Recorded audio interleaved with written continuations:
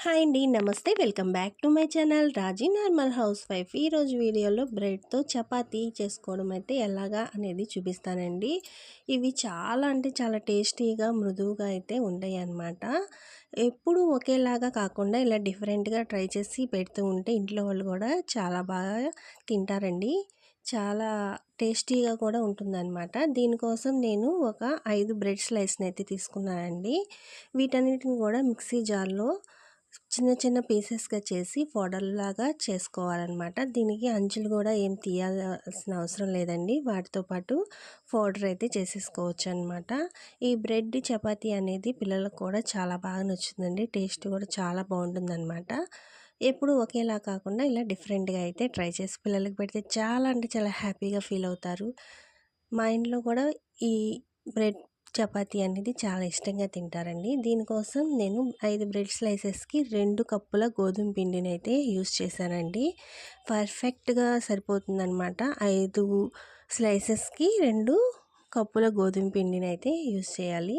అలాగే ముప్పావు కప్పు పెరుగు కూడా యాడ్ చేయాలండి.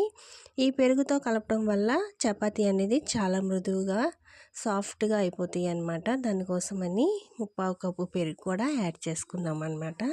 ఇవన్నీ పెరుగు మిక్స్ చేసిన తర్వాత వాటర్ అనేది సరిపడా చూసి వేసుకొని ముద్దలా కలుపుకోవాలండి. ఎందుకంటే పెరుగు వేస్తున్నాం కాబట్టి వాటర్ అనేది ఎక్కువ పట్టవు కాబట్టి కొద్దిగా చూసుకొని కలుపుకొని చపాతీ పిండిలాగా ముద్దలాగా అయ్యేలాగా చూసుకోవాలన్నమాట.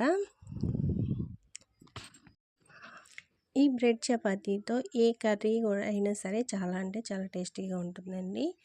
ఒకసారి తప్పకుండా ట్రై చేయండి. మీ ఇంట్లో వాళ్ళకి పెట్టండి. మంచి మంచి కాంప్లిమెంట్స్ అయితే మీకు వస్తాయి అన్నమాట. ఇలా ముద్దలా కలుపుకున్న దాన్ని ఒక 10 మినిట్స్ అయితే పక్కన ఉంచేసుకోవాలండి. తర్వాత చిన్న చిన్న బాల్స్ లాగా చేసుకొని చపాతీలు అయితే రెడీ చేసుకోవాలి. ఇవి చాలా అంటే చాలా మెత్తగా కూడా వస్తాయండి చపాతీలు. తప్పకుండా ట్రై చేయండి. చాలా టేస్టీగా కూడా ఉంటాయి అన్నమాట. ఇలా చపాతీలన్నీ చేసేసుకొని ముందుగానే ఒక ప్లేట్లో అయితే పెట్టేసుకోవాలండి. ఇలా రెడీ చేసుకున్న చపాతీలన్నీ కూడా ఒకదాని తర్వాత ఒకటి ప్యాన్ మీద పెట్టుకొని ఫ్రై చేసుకోవాలండి. రెండేపులా కూడా మంచి గోల్డెన్ బ్రౌన్ కలర్ వచ్చే వరకు కూడా ఫ్రై చేసుకోవాలన్నమాట. ఇది ఆయిల్లో చేసుకోవచ్చు, నెయ్యితో చేసుకోవచ్చు, బటర్తో చేసుకోవచ్చు, దేంతో అయినా మీ ఇష్టం అండి. దేంతో అయినా కాల్చుకోవచ్చు అనమాట. మంచి గోల్డెన్ బ్రౌన్ కలర్ వచ్చే వరకు కాల్చుకుంటే చాలా బాగుంటాయి అన్నమాట. మన బ్రెడ్ చపాతీలు అయితే రెడీ అయిపోయినాయి. చాలా అంటే చాలా మెత్తగా కూడా చాలా స్మూత్గా కూడా ఉన్నాయి అన్నమాట. ఈ వీడియో కనుక మీకు నచ్చినట్లయితే నా ఛానల్ని లైక్ చేయడం, షేర్ చేయడం, సబ్స్క్రైబ్ చేసుకోవడం మాత్రం మర్చిపోకండి.